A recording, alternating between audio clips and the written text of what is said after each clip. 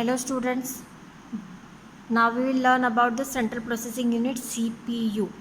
अब CPU का क्या वर्क है, CPU का फंक्शनिंग कैसे है, CPU के सब कंपोनेंट्स क्या क्या है वो हमको देखना है ना।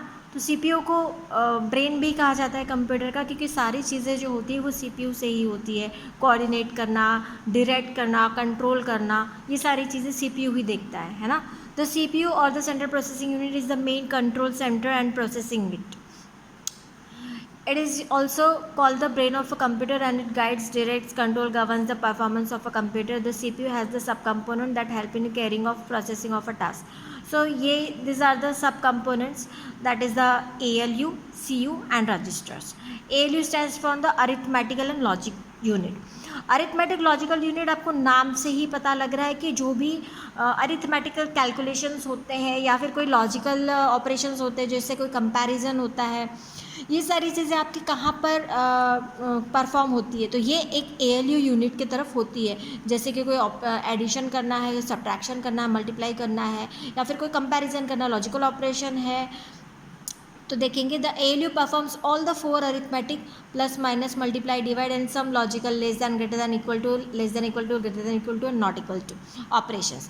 When two numbers are required to be added, these numbers are sent from the memory to ALU. जब हमको ऐड करना होता है तो ये क्या होता है, फिर ये मेमोरी से ALU की तरफ जाते हैं. Where addition takes place and the result is put back in the memory. वहाँ पे एडिशन करके ये अगेन मेमोरी को जाता है output. The same way other arithmetic operation are perform through the ALU only. For logical operation also the numbers to be compared are sent from the memory to ALU. अगर कोई logical operation है, comparison करना है, तो ये memory से ALU की तरफ जाते हैं. Where the comparison takes place, वहाँ पे कंपैरिजन होता है. And the result is turn to the memory. फिर से वो जो रिजल्ट है, जो आउटपुट है, किसकी तरफ जाता है, वो मेमोरी की तरफ जाता है. The result of a logical operation is either true और फॉल्स. तो या तो कोई भी लॉजिकल ऑपरेशन का रिजल्ट हमेशा ट्रू और फॉल्स में आता है. This operations provide the capability of decision making of the computer. तो डिसीजन मेकिंग कैपेबिलिटी होती है इसमें. Now the control unit. Control unit, CU. The CU control and guides the interpretation, flow and manipulation of all data and information. The CU stands for control signals until the required operation are done properly by ALU and memory. ये controlling का काम करना है कि memory से ALU की तरफ भेजना, ALU से मेमोरी की तरफ भेजना, ये सब डायरेक्ट करने का काम करता है, कंट्रोल करने का काम करता है. Another important function of CU is program execution, that is carrying out all instruction stored in the programme.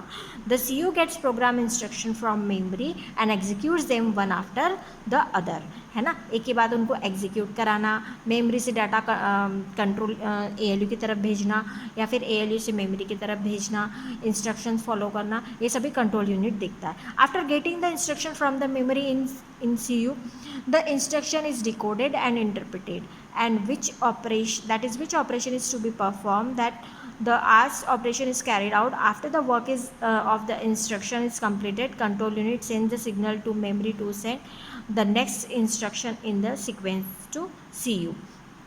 The control unit even control the flow of data from input device to memory and from memory to output devices.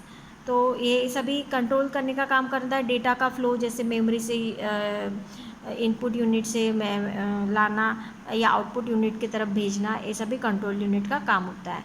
Registers क्या है, देखेंगे. Register क्या है, एक small unit of, मतलब एक memory होती है. रजिस्टर और processor, registers are small units of data holding place. Data holding place बोलते हैं जिसको मेमोरी में बोलते हैं.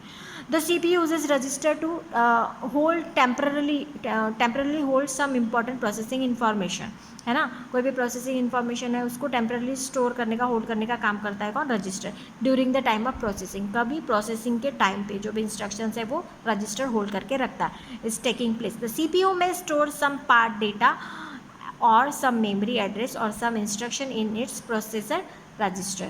तो कुछ मेमोरी एड्रेसेस होते हैं, कुछ डेटा पार्ट होता है, कुछ भी स्टोर करना होता है, तो CPU कहाँ पे करता है, रजिस्टर में करता है. अब हम देखेंगे मेन मेमोरी के बारे में. अब मेन मेमोरी अगर बोली जाए तो मेन मेमोरी हम रैम को ही कहते हैं, है ना. द मेन मेमोरी और प्राइमरी मेमोरी जिसको हम कहते हैं. तो रैम या प्राइमरी मेमोरी या मेन मेमोरी हमारी कैसी होती है, टेम्परली डेटा को स्टोर करती है, तभी इसको वोलेटाइल कहा जाता है. वोलेटाइल कहने का मतलब यही होता है कि जब भी आप डेटा को स्टोर नहीं करते हैं और पावर ऑफ कर देंगे तो आपका डेटा जो है वो इरेज हो जाएगा, आपको वो अगेन नहीं मिलेगा, है ना।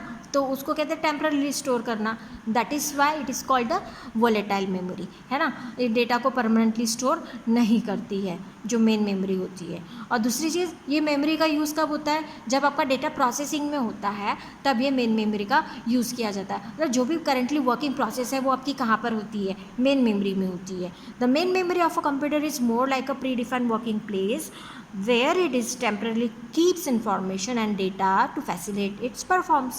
Each memory location has a unique memory address. हर एक memory location का एक unique address होता है. When the task is performed, it clears its memory. जब भी काम कोई भी प्रोसेस कंप्लीट हो जाती है तो ये मेमोरी को क्या करता है, रिमूव कर देता है, मेमोरी छोड़ देता है, and memory space is then available for the next task to be perform. मतलब मेमोरी उन टास्क के लिए या उन प्रोसेस के लिए अवेलेबल हो जाती है जो करेंटली क्यू में है, जिनको अभी प्रोसेस करना है. When the power is switched off, everything stored in the memory gets erased and cannot be recalled. आपको अभी बताया था कि जो भी आपका मेन मेमोरी में होता है, जैसे पावर ऑफ होता है तो आपको अगेन नहीं मिलता है, आप उसको दोबारा से रिकॉल नहीं कर सकते, वो इरेज हो जाता है, तभी ये वोलेटाइल कही जाती है. The memory of a computer can be thought of as cells होते हैं. Each this cells is further broken down into smaller parts known as a bits, है ना. तो हर एक जो स्मॉल यूनिट होती है वो सिंगल बिट्स होती है और ये 8 बिट्स का मिलके बनता है. तो 8 बिट मतलब क्या होता है, 1 byte. A bit means a binary digit. Bit मतलब क्या होता है, binary digit that is either 0 और 1. A number of bits together are used to store data instruction by either combination 0 1, है ना. तो अब देखेंगे आप bit. A bit is an elementary unit of memory. 8 bit together form a byte. ये आपको भी पता है कि 8 bit is equal to 1 byte होता है. These are the some memory units. 1 byte is the smallest unit. 1 byte जो होता है स्मॉलेस्ट यूनिट होता है which can be represent data item और a character. Other units of memory like KB, MB, GB, TB, PB, ये सभी मेमोरी यूनिट्स है. Every higher memory unit is equal to, every higher unit जो होते हैं वो इज इक्वल टू किसके बराबर है, 2⁻10 ऑफ इट्स लोअर यूनिट. इसके जस्ट लोअर यूनिट के इक्वल टू 2⁻10 होती है. This is the memory measurement charts. And since computer's main memory, primary memory is a temporary.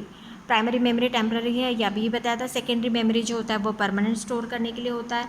और secondary memory space is needed to store data and information permanently for later use. मतलब हमेशा permanently store होता है for the future use. सब most common secondary storage medias are the hard disk. जैसे most commonly use होने वाले secondary storage media कौन से हार्ड डिस्क है, पेन ड्राइव है, CD है, DVD है, देखेंगे तो pen drive etcetera. The secondary memory devices are also known as the storage devices. इनको स्टोरेज डिवाइस भी कहते हैं क्योंकि ये डेटा को आपके परमानेंटली स्टोर रखता है. फिर हम देखेंगे अब मेन मेमोरी के कौन से पार्ट्स होते हैं. तो जो मेन मेमोरी होती है वो 2 टाइप की यहाँ पे बताई गई है. आपकी रैम जो होती है वो 2 तरीके की होती है, DRAM और SRAM, मतलब स्टैटिक रैम और डायनेमिक रैम. तो देखेंगे in the random access memory RAM the memory cells can be access for information transfer from any desired random location. That is, process of locating a word in memory is the same and required an equal to amount of memory. Thus the name random access. The main drawback of RAM memory is that it is a volatile memory. यही आपको बार बार बता रहे कि ये RAM जो होती है, ये ड्रॉबैक है इसका कि ये वॉलेटाइल होती है, क्योंकि इसमें डेटा जो है परमानेंट स्टोर नहीं होता, टेम्पररीली स्टोर रहता है. That is when a power goes off the content of RAM get erased. यहाँ पे 2 बेसिक टाइप बताए गए रैम के, रैम चिप के, कि डायनेमिक रैम और DRAM जिसको हम कहते हैं. This made up of a transistor and capacitor. ये किससे मिलके बना होता है, ट्रांजिस्टर कैपेसिटर से मिलके बना होता है. The amount of time taken to produce data required from memory from the start of access until the availability of data is called the memory access time. इसको हम कहते हैं मेमोरी एक्सेस टाइम, है ना. यहाँ पे भी दिया गया है memory access time. The amount of time taken to produce data. पूरा टाइम टेकन कितना लिया है उसने डेटा को प्रोड्यूस करने में. Required from memory from the start of access, मतलब बिगिनिंग से उसने एक्सेसिंग कब किया, कभी उस पर प्रोसेस किया, until the availability of data, जब तक कि डेटा अवेलेबल नहीं हो जाता. इसको हम कहते हैं memory access time.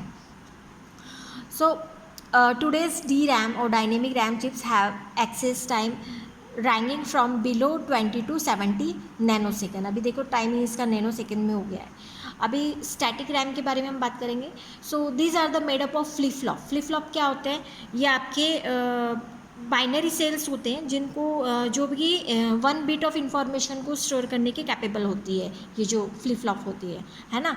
And offer a faster access time. ये फास्टर एक्सेस टाइम बता दें कितना, 10 nanoseconds, about 10 nanosecond then D RAM. D RAM की अपेक्षा ये फास्टर बताया गया. Static RAM are the use to specialized applications while dynamic RAM are used in the memory storage section of the most computer.